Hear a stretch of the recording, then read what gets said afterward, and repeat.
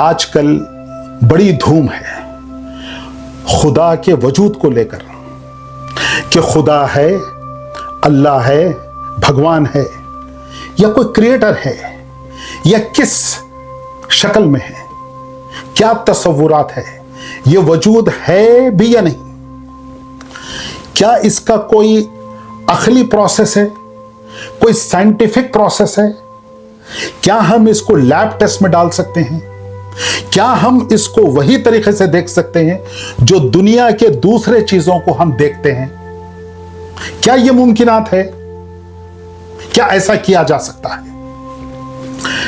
Blind following का मतलब अकल को बंद करना है या फिर बगैर देखे अनसीन है? ब्लाइंड फॉलोइंग का मतलब अकल का इस्तेमाल तो रहेगा, अकल को इस्तेमाल किया जाएगा मगर उसको देखा नहीं जाएगा, जिसको कहते हैं अनसीन। और अगर हम खुदा को देख लिए, खुदा को छू लिए, तो फिर बहस किस बात की है? वो तो मामला खत्म हो गया। तो हमको खुदा को देखना है, हमको खुदा को हाथ लगाना है, हम खुदा को अपनी आंखों से देख के मानेंगे, तो फिर बहस ही किस बात की है? तो दुनिया का तो सारा मामला ही खत्म हो गया। अब तो उसके बाद न किसी कुरान की जरूरत है, न किसी बाइबल की जरूरत है, न किसी न नबी की जरूरत है, ना तो किसी चीज की जरूरत है। मसला ही खत्म हो गया। मशहूर और मारूफ इस्लामिक स्कॉलर जावेद अहमद गामदी साहब ने 5 प्रोसेस दिए, 5 मरहले, 5 स्टेजेस, और उसको वही जामा पहनाया जो हम दुनिया के दूसरे शोबों में देखते हैं। मैं उसको कहता हूं 3+2। 3+2 इसलिए कहता हूं, 3 प्रोसेस तो वही है जो हम दुनिया के दूसरे चीजों को जानने की कोशिश करते हैं। 2 बात के उसमें मजहबी रंग आता है कि मजहब भी वही बात कर रहा है। हैरत इस बात की है, कुरान करीम भी ये 5 स्टेप्स बताता है। कुरान भी इंसान की जगह पर जाके वही प्रोसेस को अप्लाई कर रहा है। 3+2 कि तुम दुनिया में जो चीजों को देखते हो, हम तुमको चैलेंज कर रहे हैं कि तुम वही प्रोसेस को अपनाइए, वही प्रोसेस को कबूल करिए और वही प्रोसेस को डाल के देखिए, उसी भट्टी में डाल के देखिए कि मेरा वजूद है या नहीं है। क्या बात है साहब, क्या बात है? तो मैं अब आपके सामने 5 मरहले, 5 स्टेजेस, 5 स्टेप्स कि खुदा को किस तरह पहचानना है आपके सामने पेश करूंगा। ये 5 मरहलों में पहला मरहला है, यह फर्स्ट स्टेप है, अंदर का एहसास, जिसको कहते हैं विजदान, इंट्यूशन। मैं कौन हूं, मैं कहां से आया, मैं कहां जाने वाला हूं। यह क्या प्रोसेस है जिस प्रोसेस से मुझे दुनिया में लाया गया है, जिस प्रोसेस से मुझे निकाला जा रहा है। मेरा डेस्टिनेशन क्या है? यह अंदर के सवालात है। एक मां जब अपने बच्चे को पैदा करती है, जो वालेहाना तौर पर उस बच्चे की तरफ जाती है, ये फीलिंग्स कहां से आ रहे हैं? ये अंदर के फीलिंग्स कहां से आ रहे हैं? इन फीलिंग्स के लिए आपको कोई मुखाशिफा करने की जरूरत नहीं है, कोई मुराक़बे में बैठने की जरूरत नहीं है, कोई मेडिटेशन में बैठने की जरूरत नहीं है, कोई हिमालय पर जाके बैठने की जरूरत नहीं है। आदमी सोच सकता है, तफक्कुर कर सकता है और तफक्कुर करता है, चाहे वो एथिस्ट हो, मजहबी हो, हिंदू हो, मुसलमान हो, कोई भी हो। हर बैकग्राउंड का आदमी अंदर अपने आप को झंझोड़ते रहता है कि आखिर मैं कौन हूं, मेरा वजूद कहां से आया। जब मेरा वजूद है तो क्या मेरे वजूद को क्रिएट करने वाला भी कोई ना वजूद है? क्या मुझे बनाने वाला मेरे आर्किटेक्चर को बनाने वाला क्या कोई है ऊपर या नहीं है? ये चीज अंदर हमको मलामत करते रही थी, जिसको आप कहते हो विजदान, अंदर के हिस्स, अंदर के एहसासात। आपको बोलने की जरूरत नहीं है, आपके ये अंदर के एहसासात हैं जो आपको झंझोड़ते रहते हैं। स्टेप नंबर 2, दूसरा मरहला, हमको कैसे पता चला कि एक जमाने में 2000 साल पहले अरस्तु था, एरिस्टोटल था? हम कैसा माने कि रोमन एम्पायर था? हम कैसा मान ले अशोक था, जहांगीर था? हम कैसा मान ले इसको? वो क्या तरीकेकार है? हम एक ना कॉपी है बाइबल, वो कॉपी सही है या गलत है, या कुरान है वो सही है या गलत है, लेकिन एक कॉपी हमको मालूम है कि 1400 साल पहले आई थी। हम क्यों माने उसको कि भाई ये वही किताब है? मैं इस वक्त मजहब की बात नहीं कर रहा हूं, मैं कुरान को खोला भी नहीं, मैं बाइबल को खोल भी नहीं रहा हूं, मैं ये अपने आप को चैलेंज दे रहा हूं, मैं आपको भी दे रहा हूं चैलेंज। आप भी सोचिए कि भाई कोई तारीखी चीज थी, कोई है, कोई 2000 साल पहले, 3000 साल पहले, हमको कैसे पता चला है? वही मैं चीज को अब अप्लाई करने जा रहा हूं। तो उसका तरीकाकार यह है कि शुरू से इजमा होते गया, कंसेंसस, और वो तवातुर के साथ हुआ, कंसिस्टेंसी के साथ। जनरेशन टू जनरेशन बोल रहे हैं कि रोमन एम्पायर था। मुझे जाके देखने की जरूरत नहीं है, मुझे जाके जहांगीर से मिलने की जरूरत नहीं है, मुझे कोई करबला का वाकया हुआ था, मुझे जाके देखने की जरूरत नहीं है। मुझे मालूम है कि करबला हुआ था, रोमन एम्पायर था, हारून रशीद था। दुनिया की तारीख में बड़े बड़े हादसे हुए, मुझे जाके देखने की जरूरत नहीं है मेरे भाइयों। वो दो, उसका एक ही तरीका, साइंटिफिक तरीका, इजमा और तवातुर। तो हम क्या करते हैं, यहां अकल को इस्तेमाल कर रहे हैं। अंदर से पहले एहसास था, अब एहसास बोल रहा है कि भाई कोई चीज हम 2000, 3000, 4000 साल पहले थी। उसी तरह से इंसानी पूरी तारीख उठा के देख लीजिए, एक दौर भी ऐसा नहीं मिलता जहां पर खुदा के वजूद का इनकार किया गया है। कोई सोसाइटी के अंदर, कोई म्युनिसिपैलिटी के अंदर, चाहे गिरजाघर हो, मंदिर हो, बुद्धिस्ट टेंपल हो, या वो कोलंबिया के आउटडेटेड पेगन्स हो, किसी ना किसी दर्जे के अंदर खुदा को लोग मानते रहे।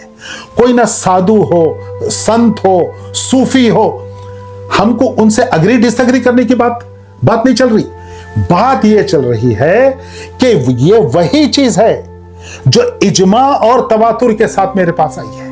तो मेरे अंदर का एहसास, अब मैं हिस्टोरिकल डेटा को कलेक्ट कर रहा हूं कि जिस तरह मैं हिस्टोरिकल डेटा को लिया हूं, जहां पर मैं रोमन एम्पायर को माना हूं, जहां पर मैं हारून रशीद को माना हूं, उसी तरह से पूरी इंसानी तारीख में एक दौर भी साबित नहीं है जहां पर एज ए कुल खुदा का इनकार किया गया।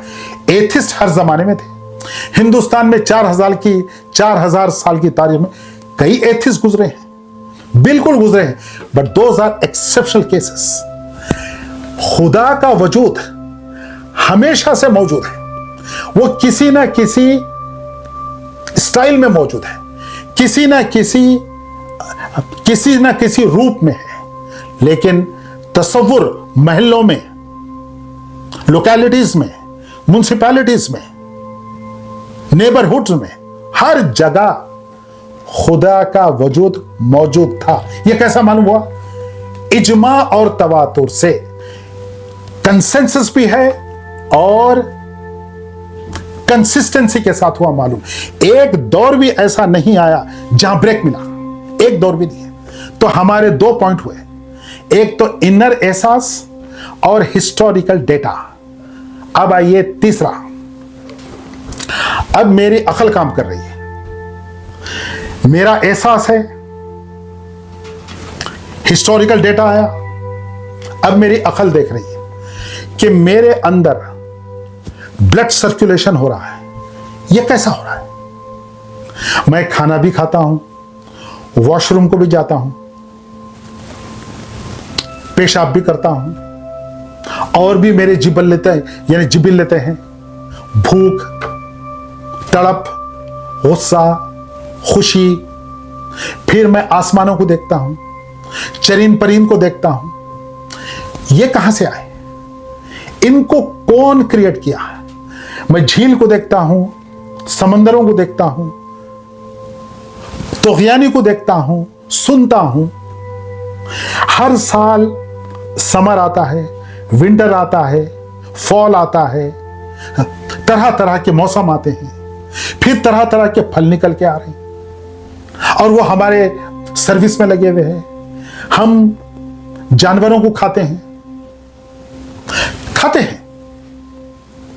तो ये सब कैसा हो रहा है?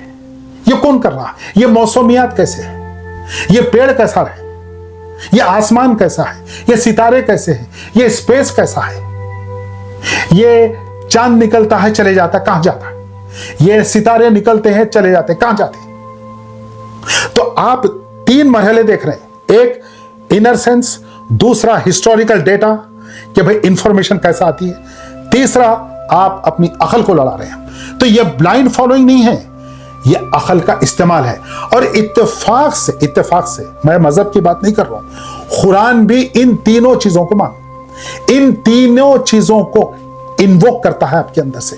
ये तीनों मरहले तय करिए। अब कहने वाले कहते हैं इत्तेफाक है, तो मेरा सवाल है, इत्तेफाक से हाथी का सूंड शेर को क्यों नहीं लगा? इत्तेफाक है, मगर ऐसा इत्तेफाक नजर नहीं आता। इंसान को दुम क्यों नहीं लगती? पता ही नहीं चलता कि भाई इत्तेफाक है, तो कभी खरगोश आधा शेर आधा खरगोश क्यों नहीं बना?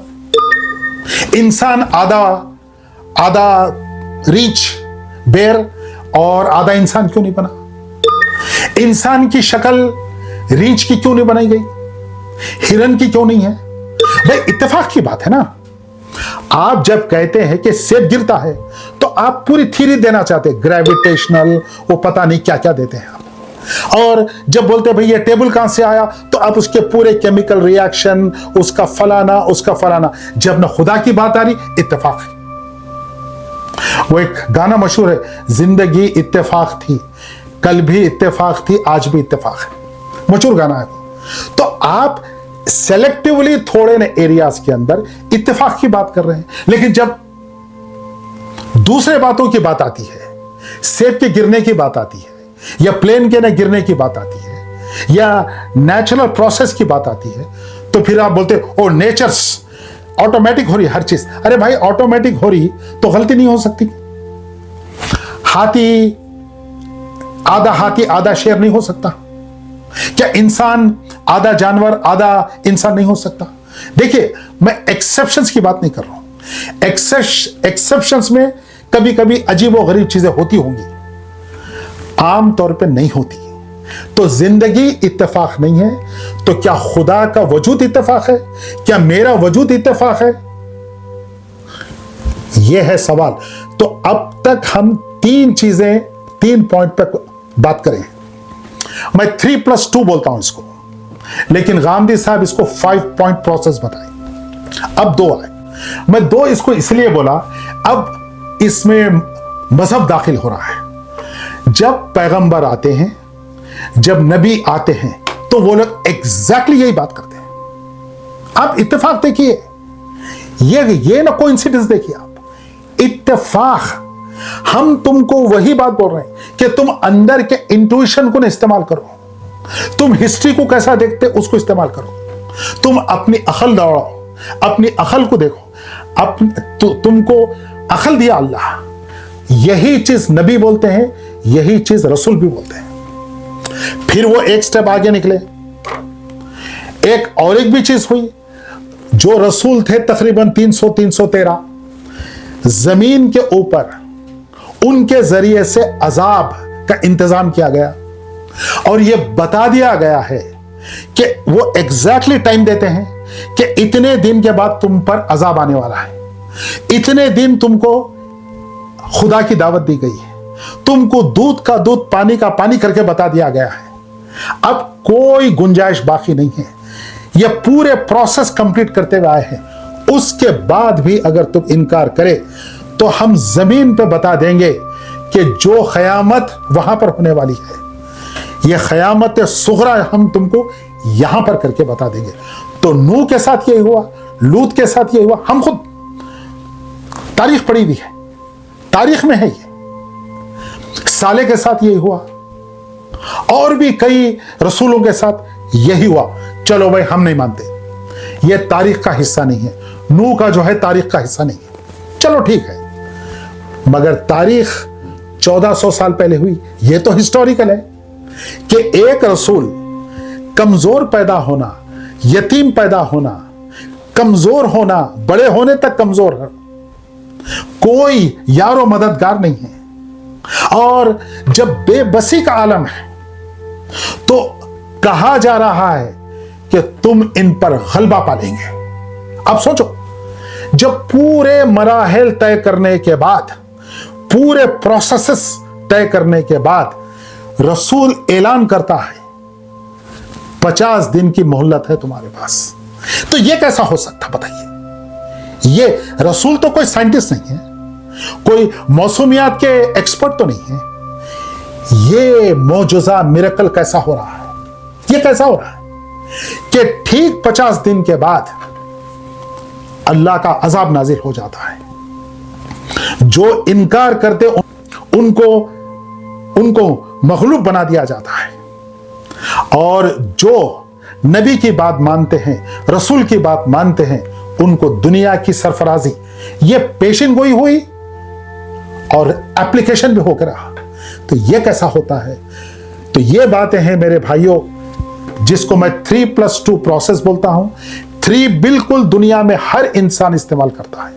आप किसी भी चीज को चेक करने के लिए ये 3 चीज चाहिए, ये 2 भी वही चीज बोल रहे हैं और कुरान इस 5 पॉइंट प्रोसेस को कंफर्म करता है। ये है गांधी साहब का है, मेरा नहीं है भाई, क्रेडिट गोज टू हिम। और मुझे इससे अच्छा एक्सप्लेनेशन इतना शॉर्टेस्ट वे में अगर किसी के पास है तो मुझे जरूर आप भेजिए। I would love to see that, I would love to hear that.